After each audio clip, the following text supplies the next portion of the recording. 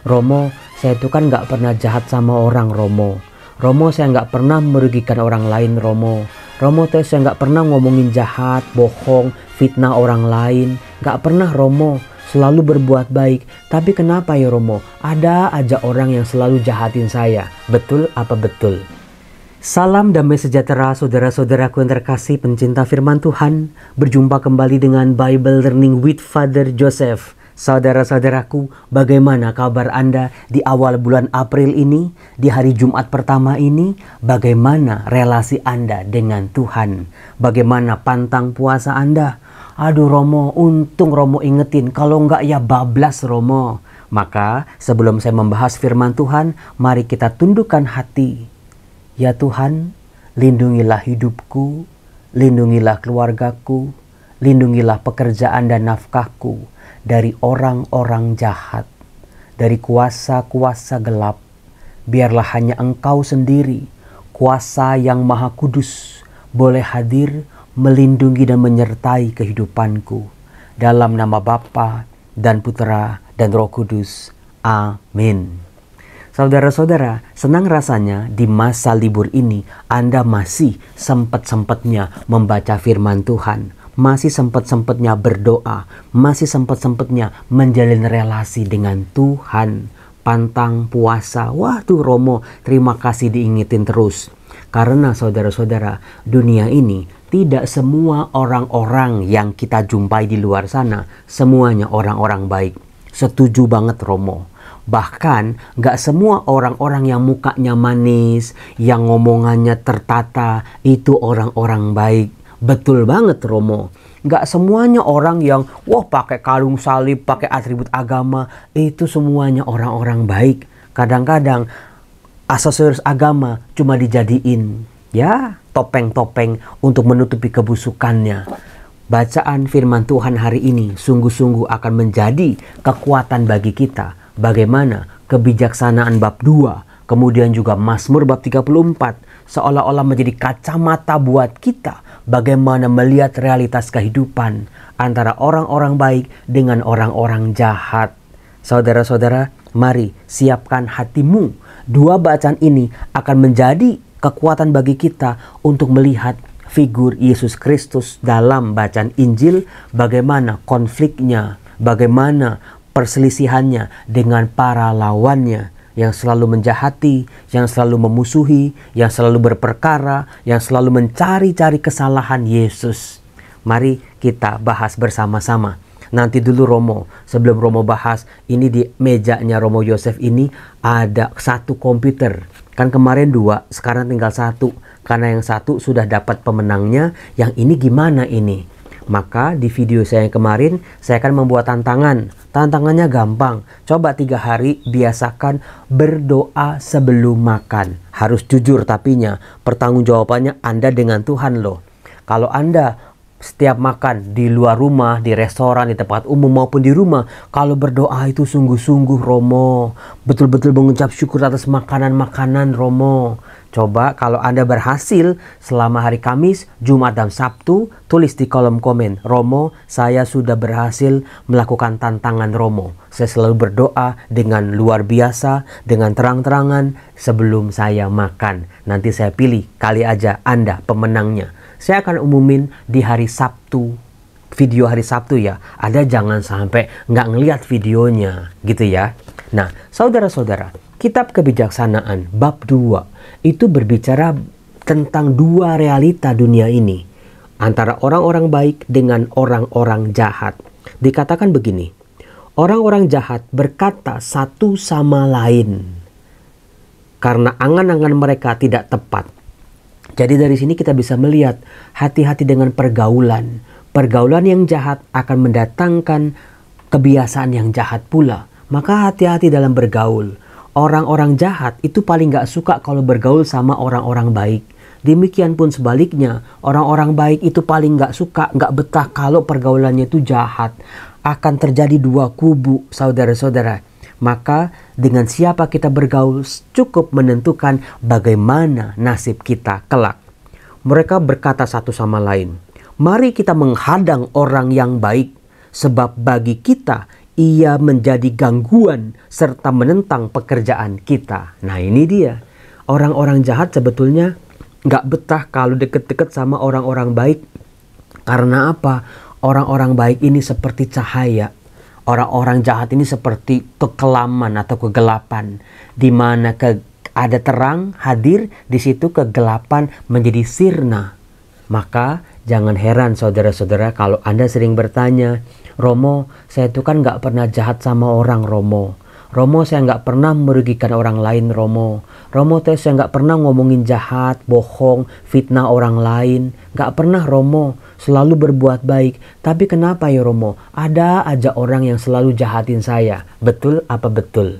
Iya, Romo. Itu realitas kehidupan sehari-hari, Romo. Saya nggak ngerugiin dia kok, dia yang kebakaran jenggot.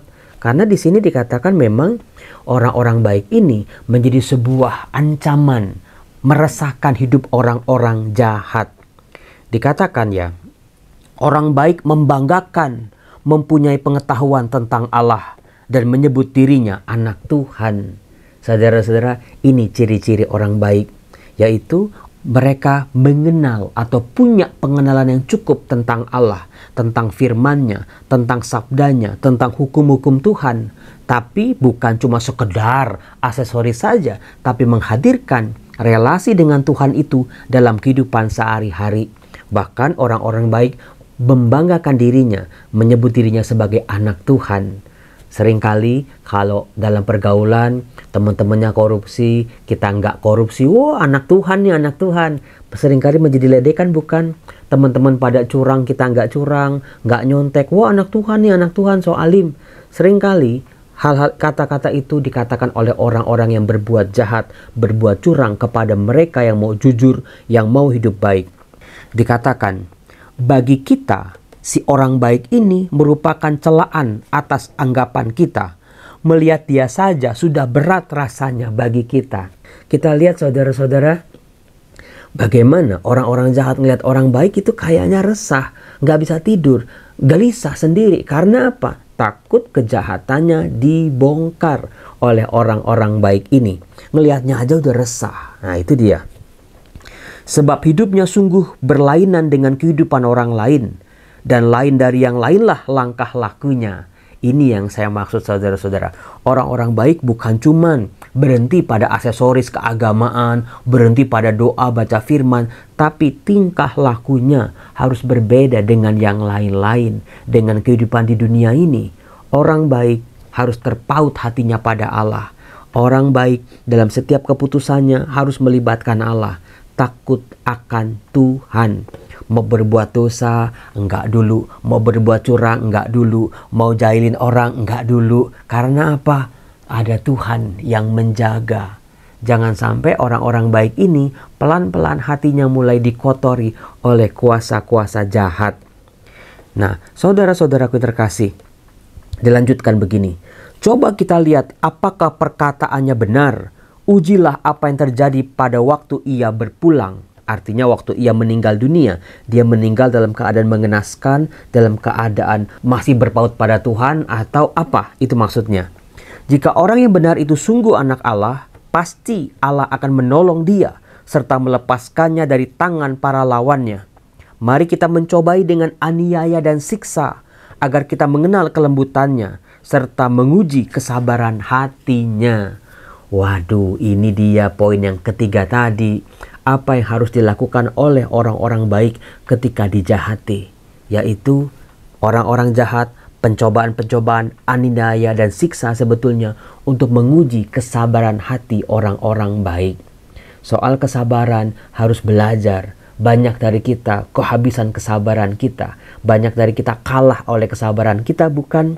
Nah, Romo, kalau saya baca kitab kebijaksanaan, kenapa mirip banget ya Romo dengan kisah sengsara Yesus Kristus? Betul, Anda sangat jeli melihatnya. Karena kitab kebijaksanaan ini menjadi sebuah gambaran awal dari apa yang akan dialami oleh Yesus Kristus.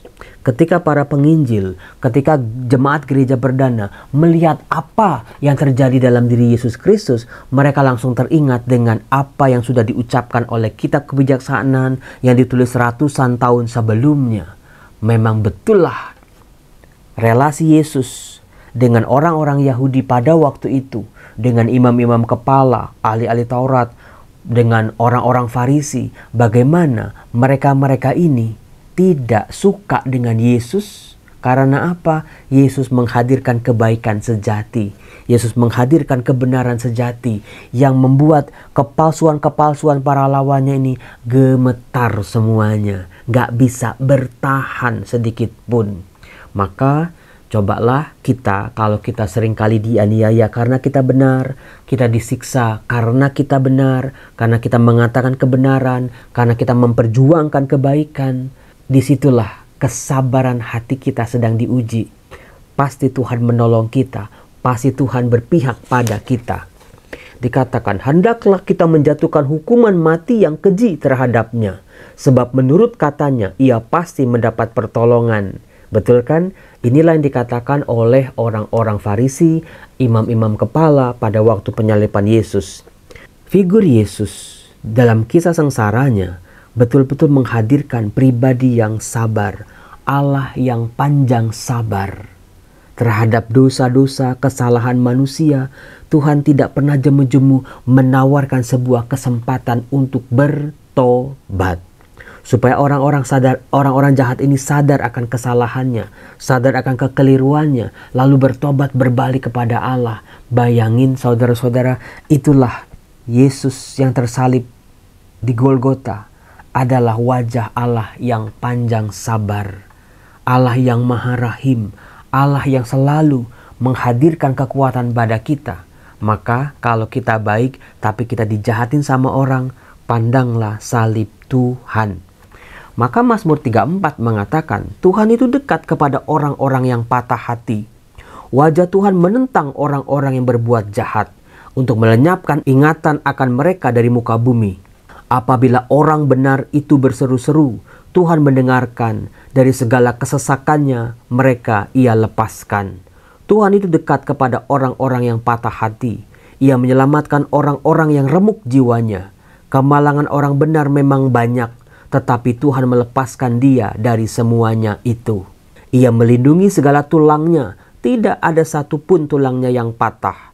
Tuhan membebaskan jiwa hamba-hambanya, dan semua orang yang berlindung padanya tidak akan menanggung hukuman. Romo-romo, ternyata bukan cuma kebijaksanaan bab 2 saja yang menjadi gambaran awal dari apa yang diderita Yesus di Golgota, tetapi juga Mazmur bab 34. Rahasianya saudara-saudara, memang teks-teks kitab suci perjanjian lama justru menjadi terang bagi para penulis Injil, bagi gereja perdana untuk semakin memahami, menyadari siapa Yesus Kristus dari Nazaret ini. Untuk apa dia menderita, mengapa dia harus wafat di kayu salib, semuanya sudah dikatakan dalam perjanjian lama. Itulah bentuk kesabaran Allah untuk menguji hati manusia, untuk tetap berpegang pada kebaikan meskipun dijahati bertubi-tubi, untuk tetap bertahan menjadi orang-orang baik, tidak sekalipun tergoda untuk jadi orang jahat aja deh, mendingan deh. Disitulah kita bisa melihat keadilan Tuhan. Saudara-saudaraku yang terkasih, kemarin saya baru saja dari Bali. Di Bali itu waduh, hari pertama oke, hari kedua oke, hari ketiga saudara-saudara, ini udah keempat kalinya saya diare hebat di Bali karena makanan ya. Itu perut saya mules sekali, luar biasa. Waduh, pas saya tinggalnya di Sanur, itu saya lagi jalan-jalan ke Tanah Lot. Perjalanan 1 jam kalau pagi. Itu perut udah gelubuk. Dari pengalaman-pengalaman sebelumnya saya tahu, nih saya bakal diare hebat ini. Maka saya udah gelisah aja sepanjang perjalanan, udah nggak enak cari toilet bolak-balik terus. Akhirnya saya nekat. Saya pulang pakai taksi dari Tanah Lot ke Sanur. Saya pakai Gojek motor. Wah, ternyata naik Gojek 1,5 jam. Ternyata jauh ya. Saya cari mobil, ternyata kalau naik mobil juga 1,5 jam. Ya udah, saya putuskan saya naik taksi. Apa yang terjadi?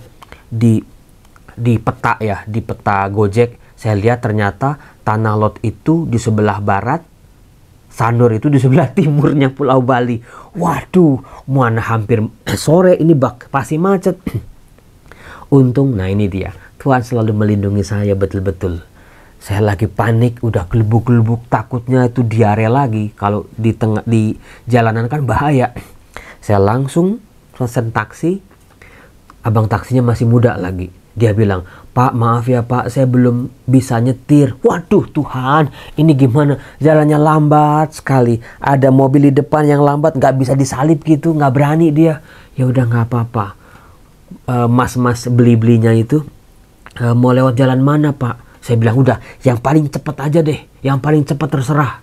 Nah, saudara-saudara terkasih, luar biasanya Tuhan menjaga saya. Meskipun itu perut mau meledak ya.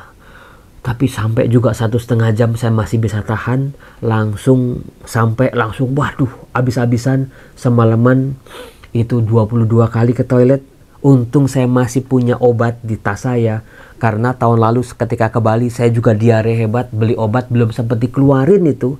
Padahal waktu mau berangkat ini obat ngapain sih banyak-banyak, mau saya tinggal. Tapi entah kenapa Yosef bawa. Akhirnya saya bawa juga. Akhirnya berfungsi juga itu obat. Jam 1 malam akhirnya berhenti. Sampai sekarang masih lemes. Tadi saya pulang ke Jakarta masih dalam keadaan lemes. Ini saya baru bikin video ini jam 4 sore.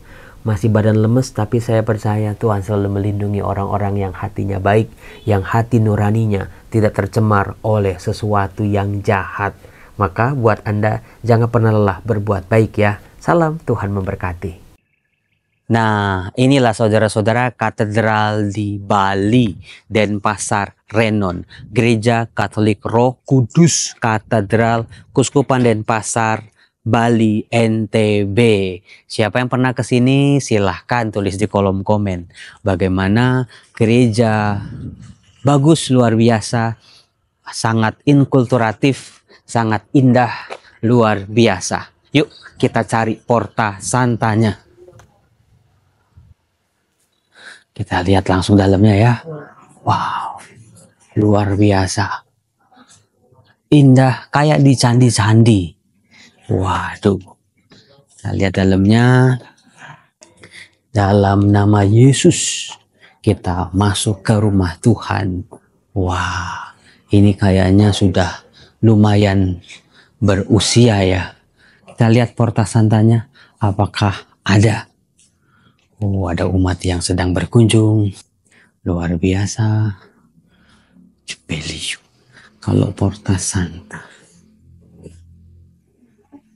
Seperti biasa, kalau kita mau masuk rumah Tuhan, cari dulu air sucinya.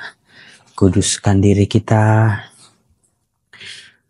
Kalau orang biasanya bilang kolonuwun.